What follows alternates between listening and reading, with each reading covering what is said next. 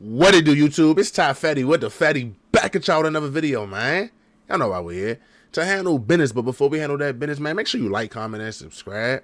I'm going to say it again, bro. Make sure you like, comment, and subscribe. I'm going to say it one more. Matter of fact, like, comment, subscribe. Before I gotta beat you up, man. Look, before we start the video, y'all, there's a lot of people commenting. You talk too much. Bro, you talk too much. You begging us to subscribe, bro. I'm not going to subscribe. If you begging me, then don't subscribe. If you don't like how much I talk or whatever the case may be, skedaddle, see ya, adios, amigo. I'm not here for y'all. I'm here for people that support me, bro. Straight up. Why would I stop doing something that 20,000 plus people like me doing for 50 people? That don't make sense. That just literally don't make sense. You want me to please you, but then make everybody else mad? Nah, bro. Like, or not even make mad, just not give them what they want. Nah, bro, you can leave, bro. Bye. See ya. Adios. I appreciate everybody who support me. I appreciate everybody who rock with me. I appreciate everybody who DM me, tell me keep going. When I ain't uploading, everybody that DM me, tell me where you been. I appreciate all that, bro. With that being said, man, we got the sad story of Speaker Knockerz, man. Look, Shawty was one of them ones. I ain't gonna lie. Like I said, when I was growing up, we ain't listen to a lot of down south music out west. Like we ain't do, but Speaker Knockerz was one of them ones. It's the Speaker Knockerz. Ooh, let's get it, man. Speaker Knockerz was one of the godfathers of internet rap. No cap. Create the new wave of melodic hip hop. Yeah, he was one of them He ones. was about to take his career to the next level. He tragically passed away, and his exact cause of death is still a mystery to the fans. Since then, his music has inspired an entire generation of artists and created the blueprint for modern rap. Speaker Knockerz was born in New York and grew up in the Bronx. He was always into music thanks to his dad, who was also rapping and making beats when he was a kid. But when Speaker Knockerz was only 5 or 6 years old, his dad caught a case and ended up getting 10 years in prison. Not long after that, his mom moved the family to South Carolina to give him a better place to grow up and avoid ending up in the streets. Speaker Knockerz started getting serious about music in high school and taught himself how to make beats. But he wasn't just an artist. He was also studying what music his friends were into and what was buzzing on the internet. Around that time, Soulja Boy had just blown up off his Crank That dance, and Speaker Knockerz took a lot of influence from his style and marketing tactics. So, he wanted to find out how Soulja Boy created his sound and found out he used FL Studio to make beats. So he downloaded a cracked version and started getting to work. At first, he was just messing around and having fun with it. But the more he learned, the more he realized that music was what he wanted to do with his life. He started making beats every day after school and continued working on his production skills. But he also started making his own music too and experimenting with autotune to create a whole new flow. He decided to drop out of high school to focus on music, which his mom didn't like. She even kicked him out of the house for a while, and he was forced to make it on his own. But deep down, Speaker Knockerz knew he was onto something with the music and had to keep grinding. He tried getting a regular job, but knew working a 9 to 5 wasn't for him. So he put all his energy into making beats so he could find a way to support himself through music. He started... Hey man, look, a lot of people not gonna agree, but I feel like the best way to actually get where you want to go is, bro, just doubling down, bro, and just putting your all into something, bro. I ain't gonna lie. Like with me personally, bro, I can't have my hand in this, have my hand in that, have my hand in this, and go 100% in all three. I gotta put my time and energy. For example, like YouTube, bro. Like when I've realized me just maturing and understanding how I work as a grown man. I can't be trying to do this and then try to do that and then still come to YouTube and try to be 100. Like, it don't work, bro. So, like, when I wasn't being consistent uploading, it was because I was trying to put my hands in other stuff. It don't work like that for me, at least. I got to put my foot in the door with this 100%. And that's just how, like, no matter, like, if you listen to this, bro, and say you coming up, you younger, you 18, 19, 20, bro, I ain't gonna lie, bro. Whatever you want to do, bro, just try it. Period. Try it. Put your foot down. Try it. Head first. Don't know. You might not know what you're doing, how you gonna do it. Nothing. Just try it. Sometimes, bro, like me, I work better under pressure. Like me getting kicked out or whatever the case may be, it's gonna make me work better. Like me having to be on my own and knowing I need this to survive, it's gonna make me work better. That's just me though. I just know, like, you gotta know yourself.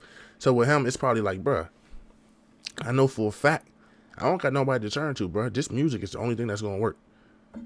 And a lot of times that shit works. No cap.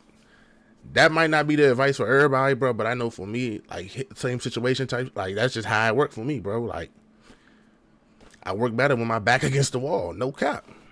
Dropping 3 to 5 beats per day online, and even spent 2 straight summers sitting inside working on music. He was putting his tracks up on SoundClick, a website where rappers could search and find beats.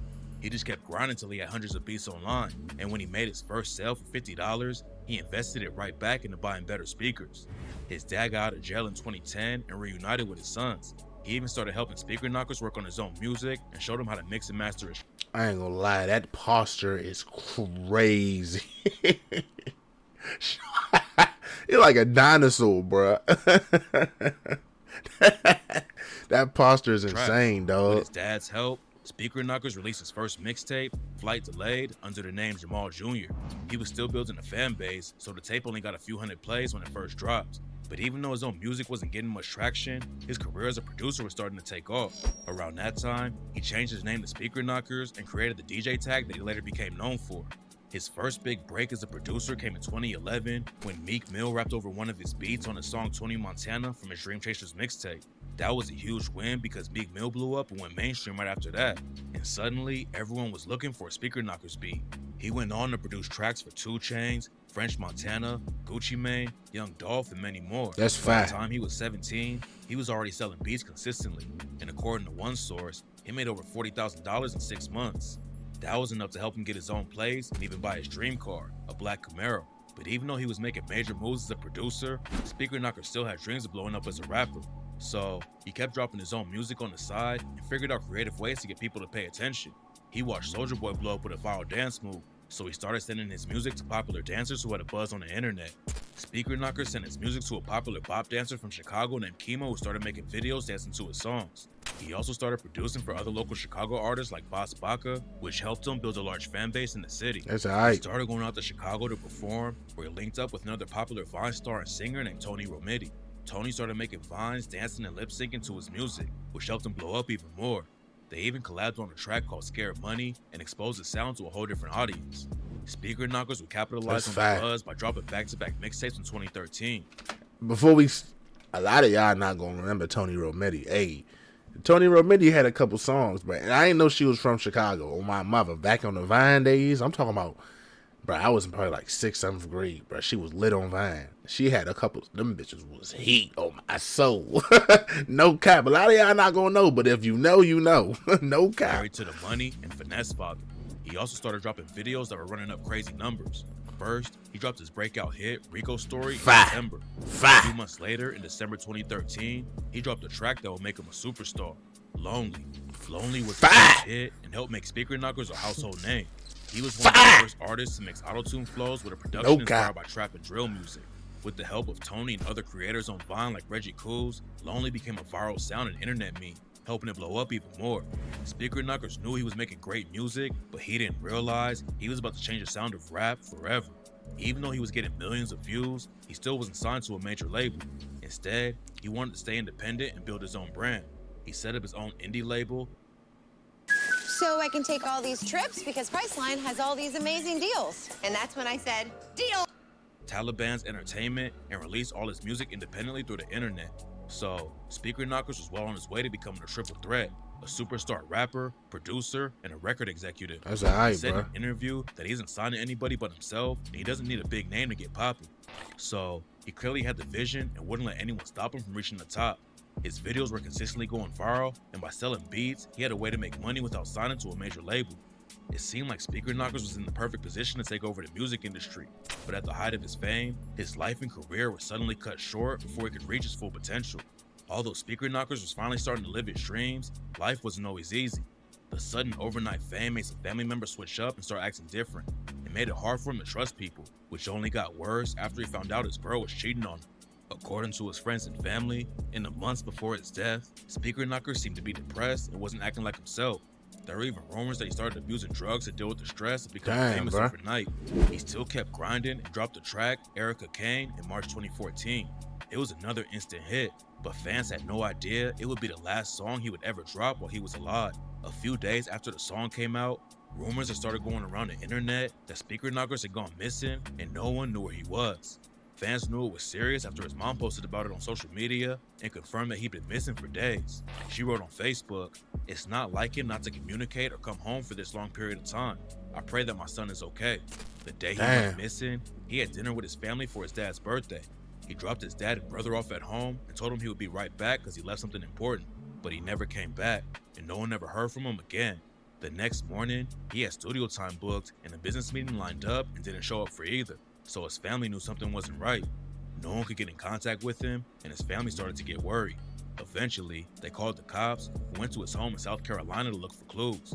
When they knocked on the door, no one answered, so they forced their way in. When they searched the house, they found Speaker Knockerz dead in the garage right next to his black Camaro. Damn. The news shocked the world because he was only 19 at the time of his death and had his whole life ahead of him. Damn. Even though his family confirmed the tragic news, they didn't reveal much information about how he died or what happened leading up to his passing. So, theories began going around the internet to explain what might have happened. Some said it was the result of an overdose due to his addiction to lean. Others say it was a suicide and he died from carbon monoxide poisoning after leaving his car running in the garage. The coroner later confirmed that there were no signs of foul play, and his official cause of death was a heart attack. Damn. 19-year-olds don't usually die of a heart attack unless there are drugs involved. Lean is known to slow your heart rate, which is where the rumors of an overdose came from. But the coroner also confirmed that he had no drugs in the system at the time of his death, and it was the result of natural causes. Damn. His family's also been very quiet about what really happened to Speaker Knockerz, but they've been clear that it was not drug-related, and most of the rumors are complete cap. On the 9th anniversary of his death, his mom, Misha Wilson, aka Mama Knockerz, appeared on the Drea O show where she talks about her son's death and legacy in music. She said, reading some of the things that people say, it's like whatever they put out on the media, in the media, that people believe it. And then when I see some of the things that they say, it's not true at all. Like 95% of the things that they say is not true. My son did not die of any type of drug substance or anything like that. And he did not have a heart attack. But I just, want to clear that up, that that's not what happened to him. But even though it was a tragic situation, there was still a silver lining. Because he stayed independent and never sold his masters, his family gets 100% of the profits from his music catalog. At the time of his passing, he had about 49 tracks available online, and his family continued to drop his unreleased music.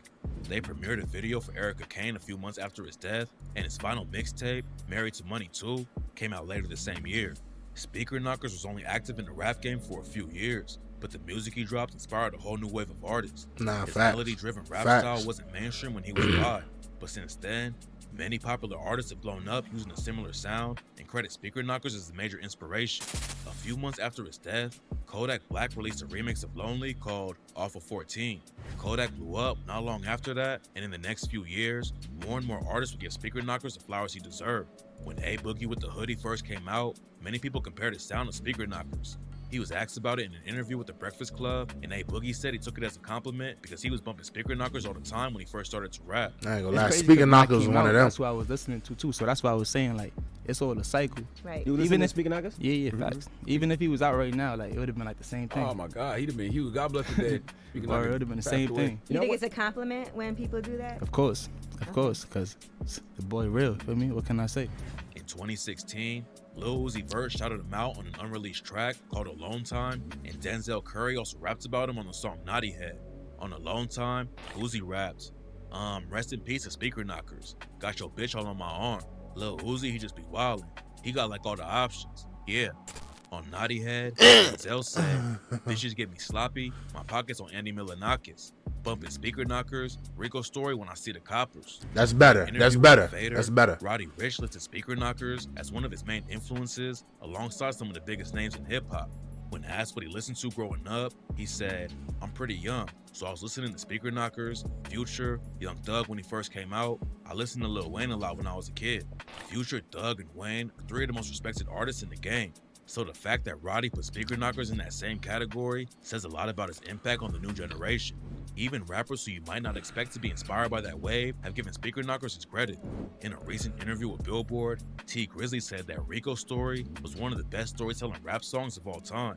So even though he didn't live long enough to watch it all unfold, Speaker Knockerz had a legendary run that gave birth to a whole new sound. Nah, I ain't gonna lie though. I'm gonna stop it right there.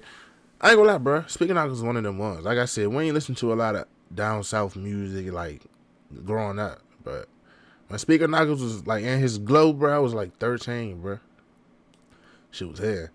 But that shit was hitting, bro. Like, it was only a couple down south rappers we listened to, and he was one of them, bro. It's the Speaker Knockerz. That shit was banging, y'all. Rest in peace, Speaker Knockerz, man. Hope his family doing all right. I just don't understand, like, why wouldn't they come out and say how he, like, how he died? Like, if it wasn't a heart attack, if it wasn't, but that's neither here nor there. It's not my job to figure out. I'm gonna let him rest peacefully. Let them be peaceful. Make sure y'all stay smart, bro. Stay dangerous, and I'm gonna catch y'all next time, man. I'm gone.